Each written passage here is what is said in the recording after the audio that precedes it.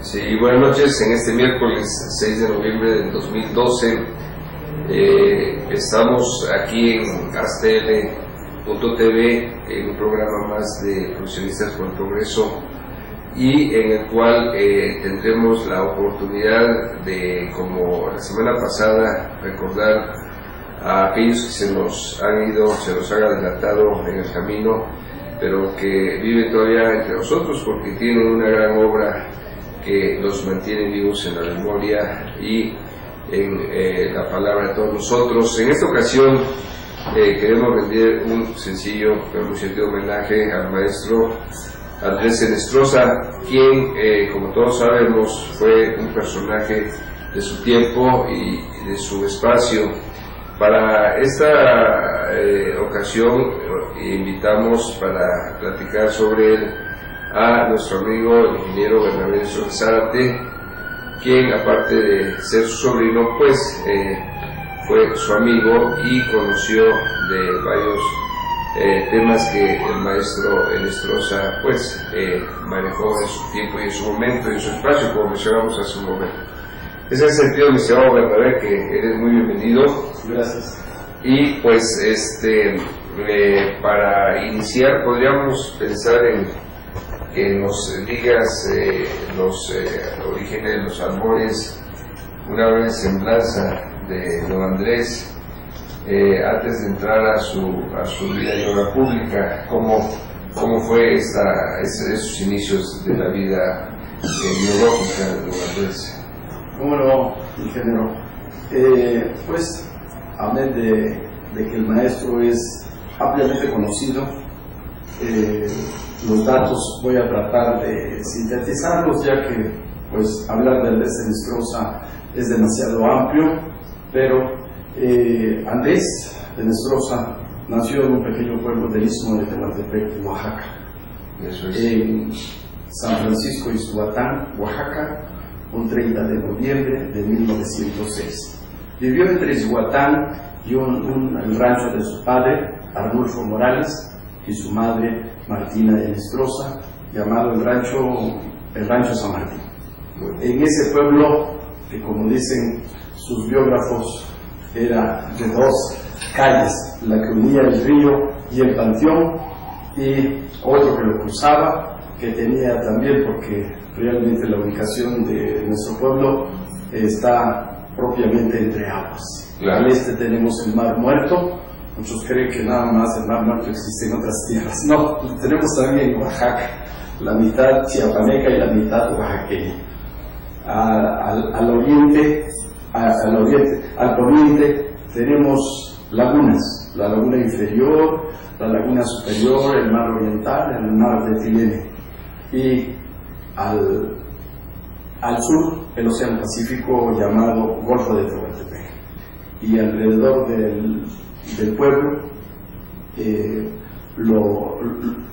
lo rodea propiamente el río Tuta, que son aguas subterráneas que vienen del estado de Veracruz, principalmente, y desembocan a las lagunas.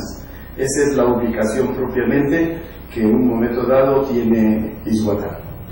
Pues por esa breve descripción que nos diste, mi estimado Bernabé, pues podemos imaginarnos que es un lugar pródigo en agua, pródigo en muchas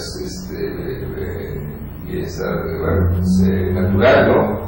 Donde seguramente todo este tipo de paisaje tan bello pues nutrió, ¿no? De imaginación y el desarrollo de don Andrés en su momento. Naturalmente, se puede decir que por el año que inicia ese siglo de 1906, pues la alimentación de la gente o de los habitantes de la zona, pues era todo natural. Hoy conocemos como alimentos orgánicos, pero tenías todo ahí, animales de diferente índole, conejo, codorniz, chachalacas, el pescado a la derecha y a la izquierda. Es decir, podías nada más tirar el anzuelo o ir con la atarraya y capturabas alimentos. Se producía el queso en el rancho, la mantequilla, Y digo esto también porque también con mis padres se daba lo mismo, y la vida de allá era que te falta el postre, la fruta, ahí tenías el mango, ahí tenías el limón para tus alimentos, etc. Era una situación, yo creo que lógicamente el totopo, como símbolo de la zona, ya que Oaxaca en otras partes es la tlayuda, nosotros allá el totopo, era la alimentación.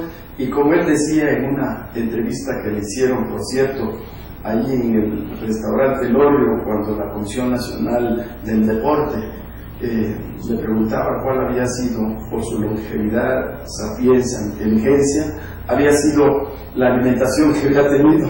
Pues, lógico, en esa charla que tuvo, en su comentario, hablé de lo que ya les comenté, lo que él comía. Dice, siempre desde los 10 años tomó el buen mezcal y el buen tequila. Y ese ingrediente creo que le dio longevidad. Lógico, para los efectos del comercial de deporte no encajaba, porque él tenía su manera especial en ese sentido para la materia del deporte. Dice, yo prefiero 1 hora durmiendo, descansar, que andar dando vueltas al parque. Porque pues, conociéndolo bien, realmente caminaba mucho. Y caminaba muy rápido. Después, hasta en la época en que en el centro histórico de la Ciudad de México, pues hubiera arreglos en sus calles. Él saltaba, caminaba con cuidado, pero iba de esa manera. Él se va pequeño, sale de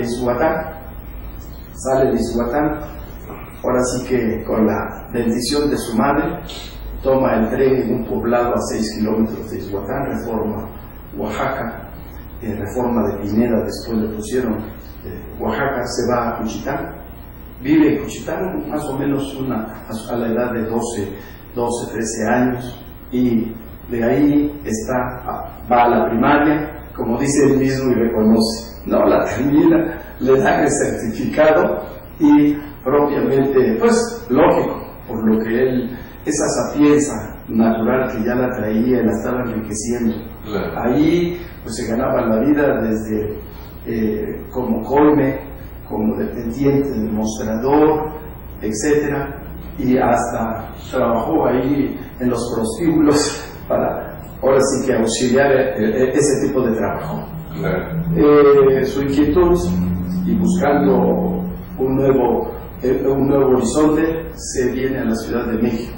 Llega aquí a la Ciudad de México pues un 28 de diciembre de 1922, casi como dice otro de sus biógrafos, a una aventura para ver qué es lo que iba a pasar. ¿Qué edad tenía nuestro? Pues él nació en 1906, llega en 1922, claro. Ahí está, sí. Era todavía un adolescente, y ahí buscándole para ver qué es lo que iba a hacer. Hay mucho relato al respecto, porque salió con 2 mudadas de ropa, 2 caites, zapatos o guaraches, y 30 pesos. Imagínate nada más, a mí, de que era ese 1922. Él, lógico, trataba de buscar paisanos. ¿Dónde? Porque se le acabó rápido. Él vivió en la República de Cuba, en varios lugares, como dice, durmió en los cines, en una de las vacas ahí de la Alameda, que por cierto, también de sus remodelaciones, ahí la posición se conserva. Él buscaba hasta en las mismas cantinas, como aquella época, ahora son pocas las que dan buena bebida y buena botada. Hasta altas horas de la noche. Exactamente, él decía que era bueno y experto en sobras, porque pues no los compraba, sino que tomaba lo que quedaba y quedaban un buen fajo. Y todo, así fue su vida, y en ese año 1922, y lógico, se encuentra un paisano ahí, un maestro, Prisciliano Pineda. Pues la idea era ir a ver al paisano, a José Vasconcelos, secretario de Educación. Y pues él había leído una convocatoria siendo rector don José Vasconcelos de la UNAM, pues ya estamos hablando de los años en que ya pasó la revolución, una convocatoria para que los indios, los humildes, los pobres, pues fueran por la educación que merecían y que todos deberían de tener acceso a los libros, a las bibliotecas, a todo eso, al conocimiento que era para todos. Y entonces, pues ahora sí que, creído con todo eso, pues él se presentó ahí con su intérprete, porque pues él hablaba propiamente más zapoteco que español. ¿Sí? Se presentó y lo recibe en los primeros meses del año 1923 y le dice: don José Vasconcelos era de pocas palabras, a un lado tenía uno para decir el sí y al otro lado una secretaria para decir el no. A ver, joven, ¿a qué viene usted? No, pues vengo a querer estudiar. Y bueno, yo no, le dice José Vasconcelos, yo no estoy aquí para esperar a los que llegan tarde. La convocatoria fue para diciembre del año pasado, no para este mes, febrero, aunque unos dicen que a finales de enero, pero bueno, eran los primeros meses del año. Lógicamente él medio entendía aquello, pero estaba su traductor, el maestro. Sí. Dígale a este señor que por su culpa estoy aquí, porque me dijo todo eso. Y lógico, con el carácter y la manera de ser de don José Vasconcelos, pues el hombre, ahora sí que su carácter sale a lucir, pero sí, se nota que fue atinado ese comentario que le dijo el maestro, y dice, pues, no tengo que darte eso, pero ahí estaba otro de los auxiliares, dice, dele los libros que hayamos editado en la Secretaría de Educación al maestro Trápaga, y los libros que usted crea que sirvan para un indio que quiere aprender. Sí. Y todo. Bueno, y ahí fue donde le dan los clásicos, los mentados libros verdes, ¿no? Y te voy a dar dormitorio y te voy a dar alimento. Ya, pues era una oferta era muy buena. Y con mucho gusto la tomó, a fin que en esa época ya la normal propiamente estaba ahí mismo en la misma Secretaría de Educación. Sí, lógico, después se cambió. Lo que conocemos la de Brasil, ¿verdad? Sí, la del cuadrilátero, González, Obregón, Brasil, Argentina y Venezuela, en ese cuadrilátero, definitivamente. Sí, pues ahí él estuvo, lógico, ya no le quiso seguir porque se cambió también la normal para aquí, la normal de maestros que nos conocemos en México, Tacuba, estaba lejos, entonces ya, pero él tenía siempre el deseo y además tenía como esa hambre de leer, de saber cada día. Él mismo decía, la letra es alimento, la letra es pan. Ahora sí que ante la crisis de la situación, cuando ya no había recursos, pues lógicamente leyendo y durmiendo era una manera de alimentarse. Pues yo creo que es una muy buena manera de alimentarse, porque sabemos que con base en esa sed, esa hambre de leer y de documentarse, pues hizo toda una carrera posteriormente que significó no solamente cuestiones académicas, sino accesos políticos y en posiciones verdaderamente privilegiadas, tanto en las letras como en las artes y en la política.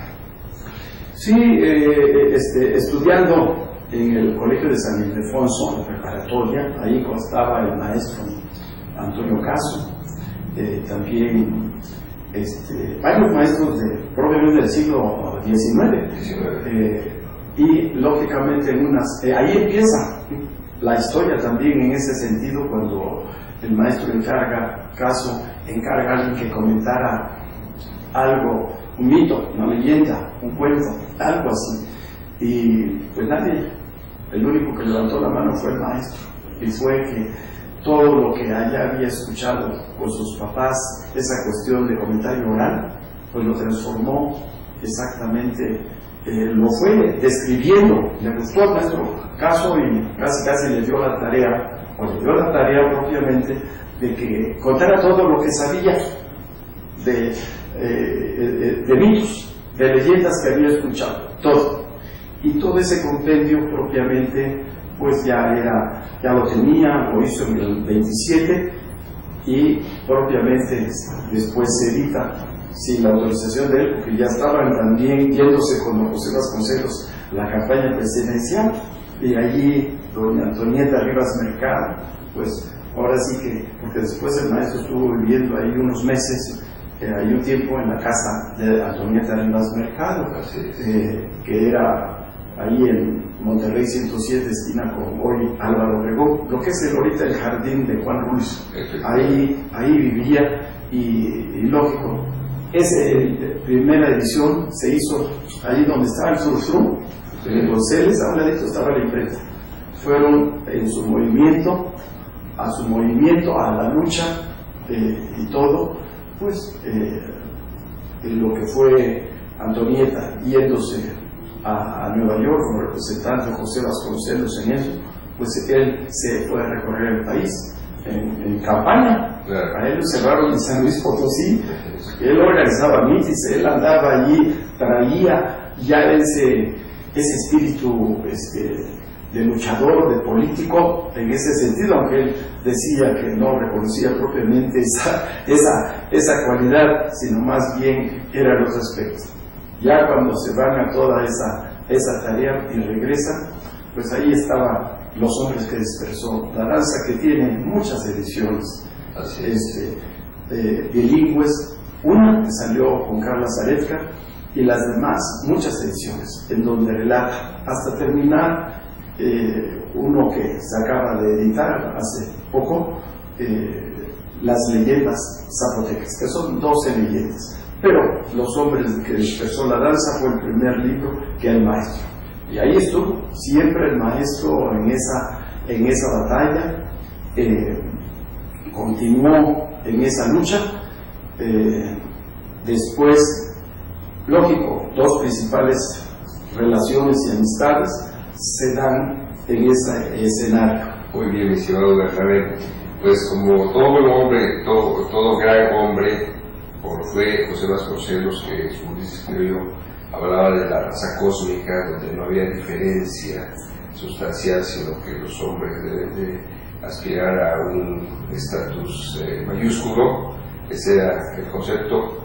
¿Qué tesis propuso don Andrés en su libro de Los hombres que dispersó la danza? Bueno, él siempre pensó, como lo que allá se forja a cualquier oaxaqueño, a cualquier mexicano, ser libre, independiente en el pensar y en el hacer, y que todos, ahora sí, negros, judíos, indios, tenemos el mismo derecho. Claro. Por eso siempre no puede haber ninguna distinción. Él siempre defendió a los originarios de las tierras, a los que llaman indígenas, y que ha estado hasta el concepto discutiendo el nombre de indígena, el indio. Sí. Él siempre lo defendió y puso de ejemplo a indios relevantes como Benito Juárez, que quisiéramos cuántos millones de Benito Juárez, a pesar de Porfirio Díaz, que tenía esa sangre en la región mixteca, claro, sí, de la región ahí de doña Patrona Mori, y también otros que sin serlo se decían yo soy indio, como el nigromante Ignacio Ramírez, don Ignacio Manuel Altamirano, que sí lo era y sí defendía también ese principio. Ahí vemos su estela por el paso en las cámaras, la Cámara de Diputados, en la de Senadores, siempre estaba al frente del rubro de la Comisión de Asuntos Indígenas. No debemos hacer más leyes indígenas, sino que apliquemos lo que contempla la Constitución del 17, nuestra Constitución. A ellos incorporémonos a la educación, incorporémonos a la vivienda, al desarrollo, al alimento, al estudio, a todo. No tenemos que hacer otras leyes. Él era en ese sentido bastante, su posición era firme, y siempre fue firme en los 3 periodos de diputado federal, desde Adolfo López Mateos, de Azortá, Salinas de Gortari y de senador con Miguel de la Madrid. Pensemos entonces que su pensamiento era liberal progresista, como lo fue en un momento dado, pues también entre los que mencionaste de esa época, los hermanos Flores Magón, por ejemplo. Ricardo, Enrique y Jesús. Exactamente, en donde de alguna manera pues coinciden y confluyen en un territorio, digamos, estatal y coinciden en sus pensamientos. Así es totalmente. Es más, él uno a quien les escribió libros fue a Benito Juárez. Los 70s, los caminos de Juárez, él lo hizo de una manera. Todo el pensamiento juarista lo sintetizó el otro, que fue Flor Látigo, que han habido muchas ediciones al respecto. Todos los que han escrito sobre Juárez, los que han escrito sobre Juárez, escritores relevantes, él ha prologado los libros de Ralph Reder y de otros que en un momento dado él siempre señalaba y lo señaló como ejemplo, ¿no? Pero definitivamente. En ese sentido, yo creo que tienes mucha razón y tuvo el maestro mucha razón, porque de alguna manera había cierto paralelismo en esas vidas. Entonces, ¿quién mejor que alguien paralelo a Juárez pudiese entender lo que en un momento dado sintió, lo que en un momento dado pensó y cuál fue el objetivo de su vida, ¿no es así? Así es más, han habido charlas que he dado y una de ellas cuando cumplió ya en los años 2000, la vocacional 5 de Ciencias Sociales y Administrativas de allá de la Ciudadela del Instituto Politécnico, sí, me pidieron platicar sobre ese paralelismo de Benito Pablo Juárez García y de Andrés Enestrosa. La distancia de nacimiento son 100 años, uno en 1806, el otro en 1906, los dos con un idioma, con un zapoteco. Lógicamente, no digo idioma porque pues el dialecto que tiene ya estructura gramatical, el vocabulario se pasa a ese nivel de idioma. Entonces, Juárez lo tuvo. Los dos, uno de 12 y el otro de 14, salieron de su pueblo en busca del saber, en busca también de mejorar a su comunidad original y además al país, que sabemos que no es nada más Oaxaca, es toda la República Mexicana. Sí, y más cuando en épocas todavía México era el doble de lo que ahorita somos.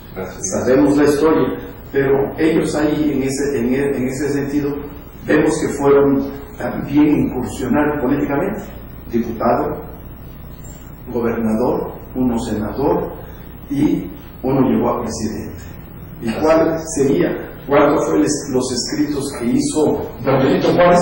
Pues apuntes a mis hijos, pero Andrés escribió, como él estaba dedicado al periodismo cultural, pues escribió varias decenas de miles de artículos culturales, de periodismo cultural, y que lógicamente el conformarlos harían un buen número de libros, de tomos, si se hiciera el trabajo de la compilación de todos. Se han compilado parte de esa gran obra, pero lógicamente los dos hombres tienen ese papel. Conocieron su país, lucharon por su país y siempre soñaron que debería de ser un país independiente, soberano, etcétera, democrático, todo lo que hemos escuchado. Tenían una amplia coincidencia en ese sentido. Y si vemos en los hechos, ahí está. Ahí vemos los hechos tanto de Juárez, de sus leyes, tanto la participación que hubo en un momento dado el maestro siempre externó.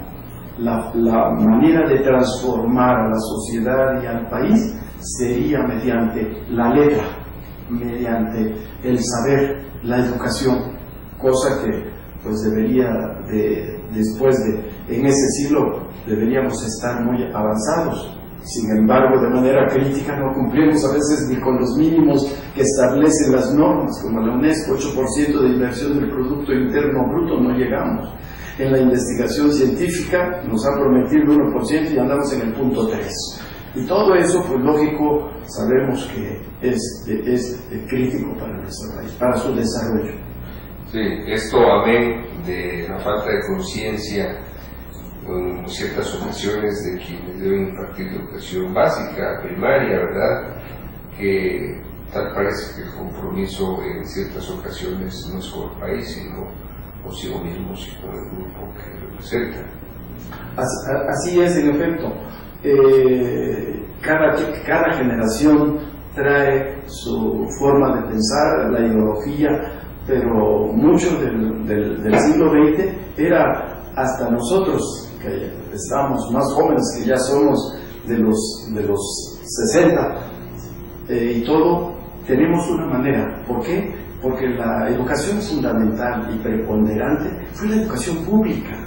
Todos los de la UNAM, el Politécnico y las instituciones públicas, ahí estuvo la lucha de los que ya mencionamos, el artículo 3, ¿sí? De los productos que deberían ser nuestra columna vertebral, el artículo 27, el 123, etcétera, y todo una serie de cosas que deberían de beneficiar al país. Lógico, cuando vemos lo que está pasando hoy en día, la cosa es difícil. Si lo comparamos, es criticable.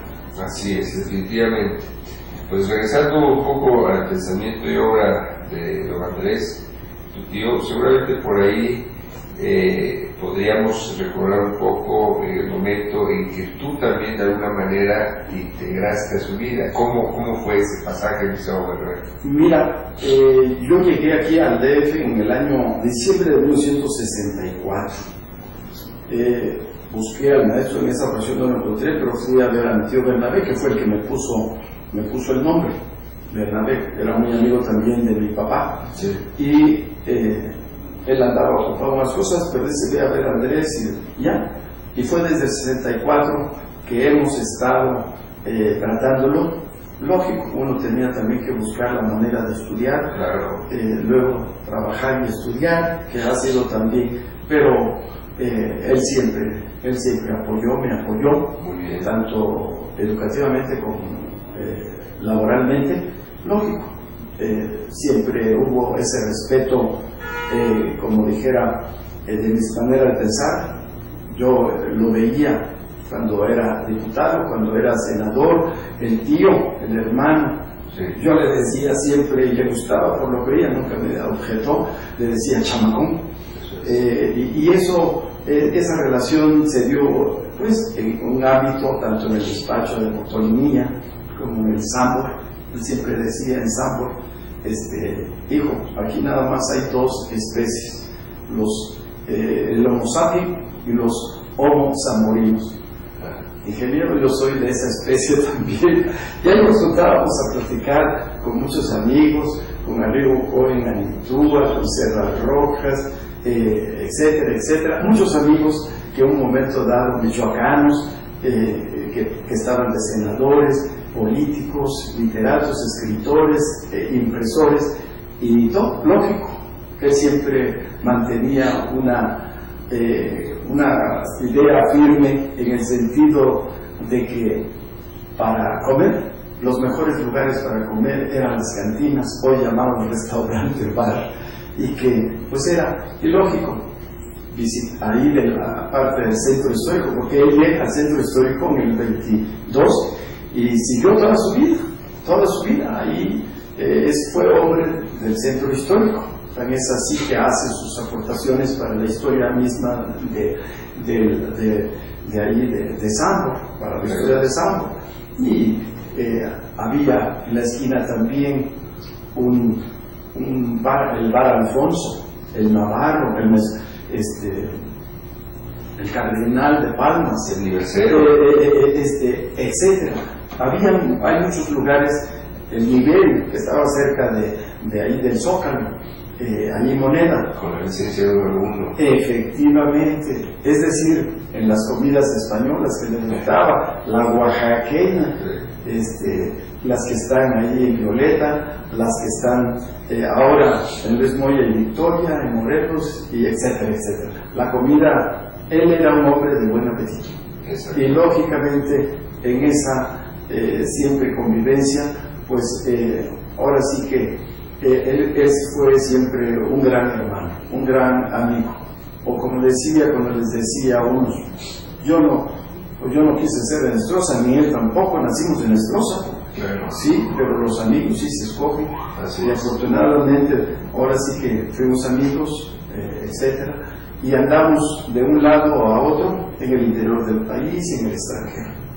Sí, me acuerdo cuando estuve un 23 de abril de 1993 allá en la UNESCO con los 500 años de la gramática de don Antonio Nebrija. Pronunció un discurso fabuloso, 2 mundos, una lengua, que en un momento dado pues él hace ver para que no los españoles piensen que nos descubrieron, ya aquí trajeron cosas, sí es cierto, pero aquí había mucha cultura. había ya una cultura precolombina arraigada, y a pesar de que quisieron acabar toda la cultura precolombina, ahora sí que todo ese mundo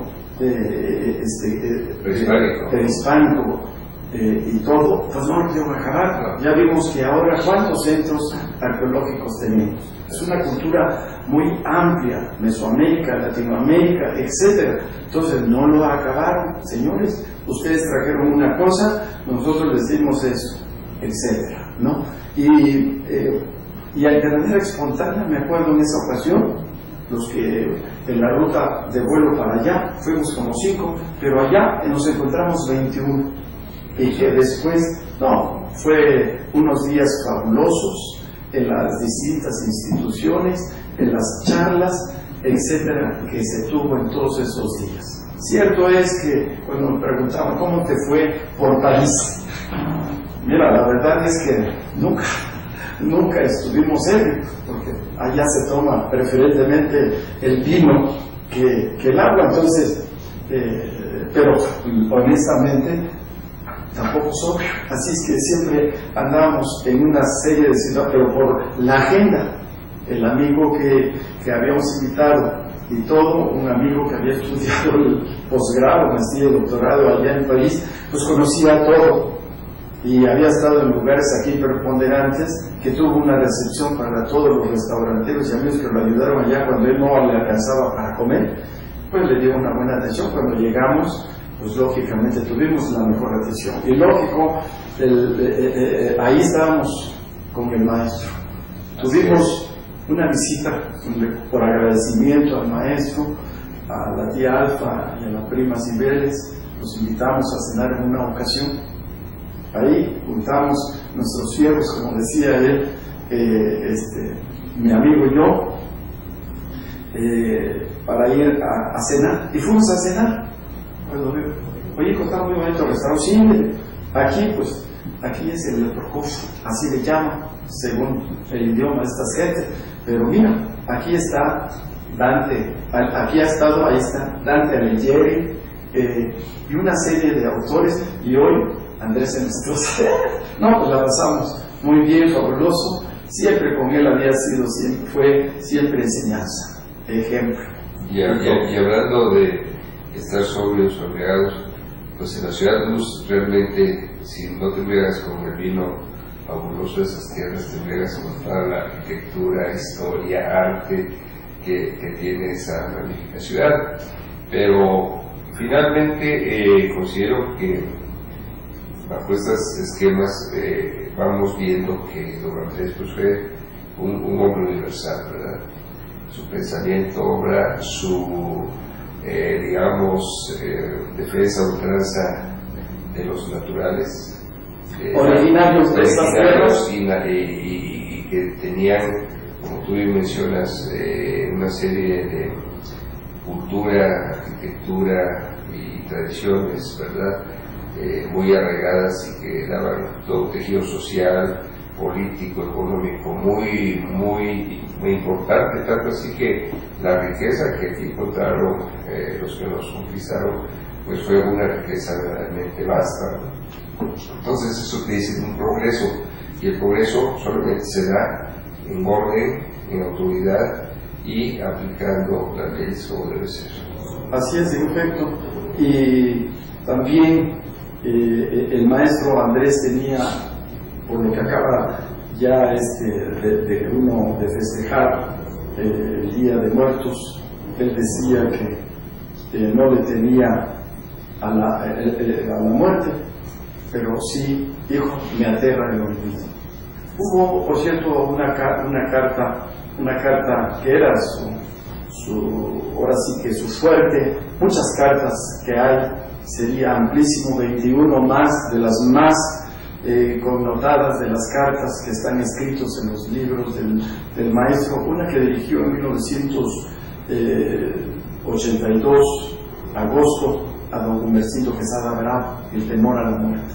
Ahí hace ver de que la muerte y la vida son prolongaciones, y hace de ahí también toma uno lo importante que es el tiempo, definitivamente.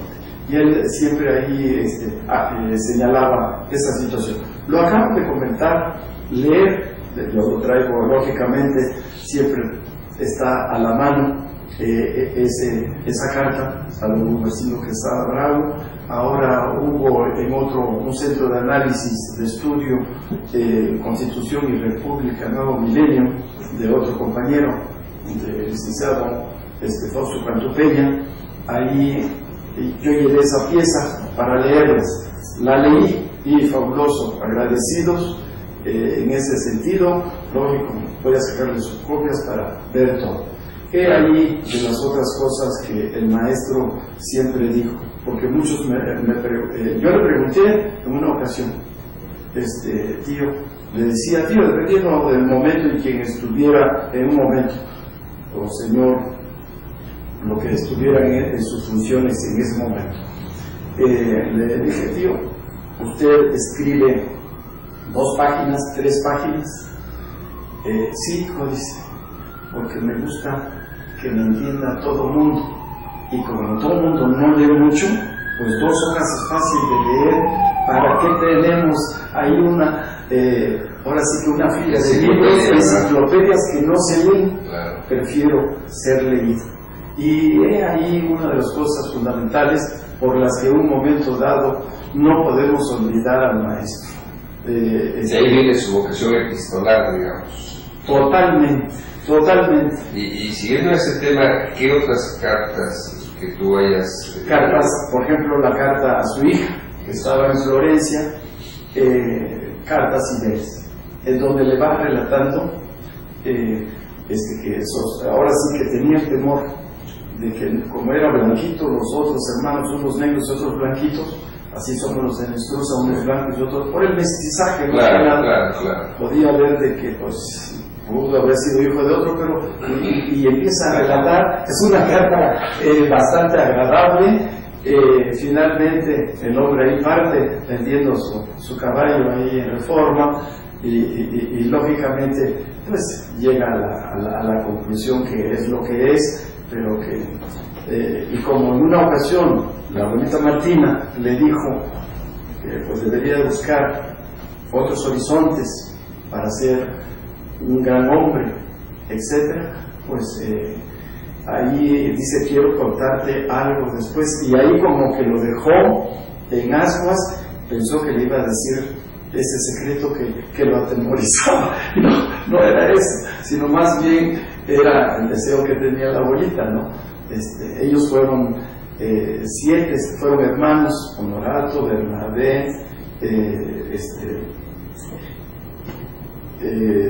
también las hermanas Marcelina, Isaura, Concha y todo. ¿Y Andrés? Y Andrés, son en total 7, pero 6 hermanos, porque Fernando, mi tío Fernando, él propiamente es hijo del segundo matrimonio. Debería ser Toledo Nestrosa, pero también le gustó ponerse en la familia. Entró, pues sí, exactamente, era el segundo y vivió feliz.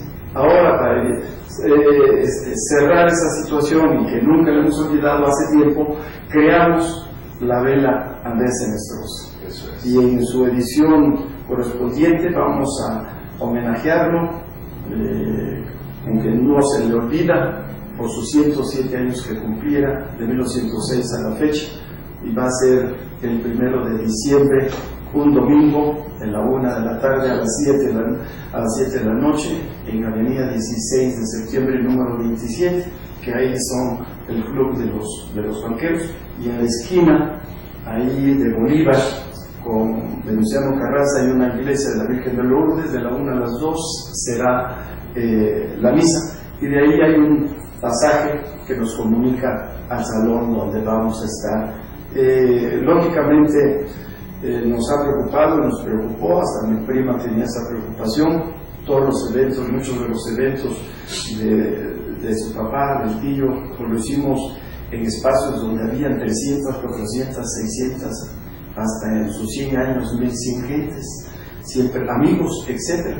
Y ahora, por el espacio, por razones, por todo, vamos a estar 250.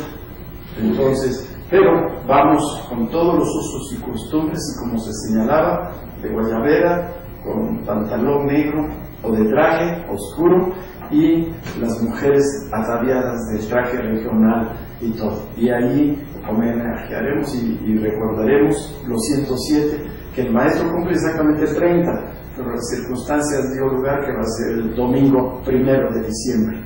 Sí. Mi estimado Berna, para quienes no saben o han escuchado pero no saben la ciencia cierta sobre una vela ismeña, ¿por qué nos relatas en qué consiste, cuál, de dónde viene, qué es lo que se busca con esta festividad, de usos y costumbres?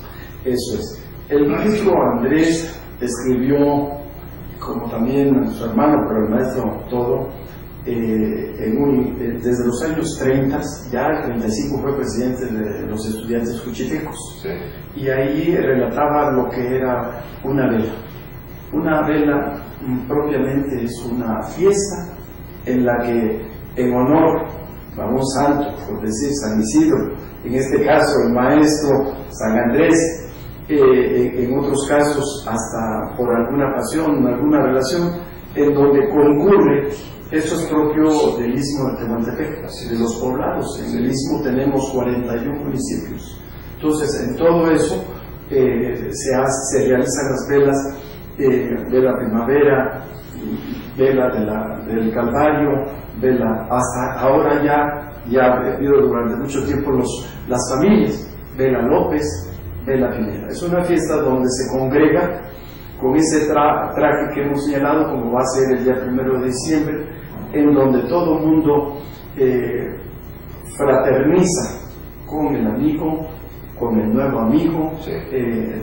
Y se hace, en este caso, el recorrido alrededor de la pista con un estandarte. En este caso, pues lleva el estandarte, la imagen del maestro Andrés. Ahora va a ser se hace con las capitanas que llevan el estandarte y todas las mujeres ataviadas de traje de allá de la región, de lo que llamamos traje de Tijuana, pero de gala, de chitán, de gala. Hay diferentes tipos de traje, pero no, de gala totalmente. Entonces llevan ahí con su jicapele, se da el recorrido al son que le toca a la orquesta. Ajá. Y al final lo que llevan en ese jicapele son frutas, dulces, libros o tarjetas, alguna cosa que finalmente comparten con todos. Una guesa. Es casi eso, efectivamente, casi se puede decir una manera de apoyo y de solidaridad, así que se hace como la guesa en el Fortín. Sí. Exactamente, ahí pues lógico, participan las 8 regiones.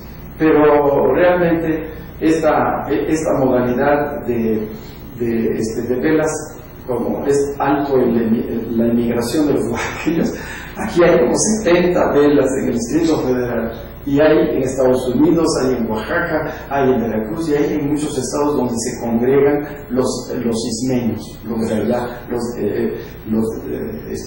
todos los oaxaqueños que estamos en distintas partes. No dejamos nuestros usos y costumbres, nuestras creencias, no nos olvidamos de nuestro pueblo. Y eso es lógico, pues nos lo legaron maestros como el maestro Andrés en estos. Exactamente, con profundas raíces. Eso es lo que da como resultado el hecho de que siempre se tenga una remembranza y un actuar cíclico en recordar, ¿verdad?, todos sus usos y costumbres, mi estimado Bernabé. Ahora, Don Andrés fue senador, Sí, fue asesor cultural de varias organizaciones, así es. fue periodista cultural.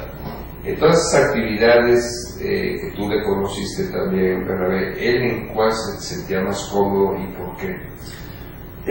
Yo creo que básicamente él se fue por su formación de literato, etcétera, al aspecto en donde, como decía, no iba como otros, que lo señalaba así en un momento dado. No es necesario que ocurra un desastre para escribir un libro. Así es. Tlatelolco, uno, que la guerra allá en Chiapas, que todo lo que ocurre acá. No, él creaba. Sí. Él creaba. Y eso es lo que hace distinto al tipo de periodismo que él ejerció. Solamente habían atrevidos que en un momento dado decían cosas de él sin tener razón, pero cuando se daban cuenta él también tenía su estilo, como dicen, de cómo matar chinchis, claro, en ese sentido, y realmente pues le respondía, porque su pluma era la espada y no estaba manco, escribía, pensaba, y lógico, por eso tuvo siempre un respeto. Pero uno que otro en su recto, pues sí lo hizo, pero sí también se ganó esa respuesta del maestro. Y lógico, se pueden hacer, ojalá que el gobierno federal o conjugado con el sector privado, mira, rescatar la obra del maestro Andrés es amplísimo, puede salir mucho. Y lógico, si hablamos nada más de bibliografía, la bibliografía amplia que les podía recomendar es uno que se hizo, que editó la editorial Diana, El Estroza, Nombre y Renombre. Ahí es lo más completo que se tiene del maestro, su biografía, y de los editores que tienen cuando menos una docena y todo, pues es Miguel Ángel Porrúa, que a mente que hay muchos Porrúa, pero principalmente su librería de San Ángel, Amargura 7. Ahí se tienen cartas, ahí se tienen libros, de los últimos dos, A la cena de minucias, uno de 580 páginas, otras de 600, que ahí su autor, o el que compiló y el que hizo una de las biografías fundamentales, es Adán Cruz Bencón, un compañero nuestro del Politécnico. Muy bien, sí. Isabel. Y seguramente para escribir tanto y de manera tan puntual, pues don Andrés tuvo que tener mucho ingenio, y eso lo reflejaba siempre en sus charlas. Yo tuve la oportunidad, ahorita que mencionas el Politécnico, que fue una reunión del Consejo Nacional de Egresados de, supongo, 2005, 2006, por ahí fue invitado y nos charlaba sobre su llegada a la Ciudad de México, que llegó a través de ferrocarril, sí, ahí de Buenavista. A Buenavista, y caminó y llegó directamente al monumento de Cristóbal Colón. Así es. Donde Cristóbal Colón está en una posición con las manos levantadas, ¿no? Y hacer un saludo de allá de la tierra. Sí, así es, efectivamente. Entonces, como que le estaba dando la bienvenida, por eso se quedó y le agradó esta ciudad. Lo que pasa es que en vez de agarrar derecho, agarró a la derecha y se vino hacia el monumento. Y de ahí ya lo orientaron, se fue por reformas a República de Cuba. Efectivamente. Así que, no, lógico, ingeniero, la vida de Andrés tiene muchas facetas. Así es. Muchas. Es más, esto es apenas un apretado resumen del cual hay muchas cosas que decir de él. Sí, nada más con las cartas podía ser el tema solo. El aspecto epistolar que él tuvo esa facilidad. El retrato de mi madre que hizo en los años en el 36 y que publicó don Octavio Paz. Y las declaraciones de los grandes hombres. Yo tengo anotado muchas de estas concepciones de él con respecto a grupos. Pues yo que hay mucho material, sí, pero el tiempo en aquí, yo creo que esto nos da para otro programa más. Deseamos ver en cual tengamos la oportunidad y la posibilidad de adentrarnos de manera más detallada a esa obra epistolar que tu tío desarrolló de una manera tan importante.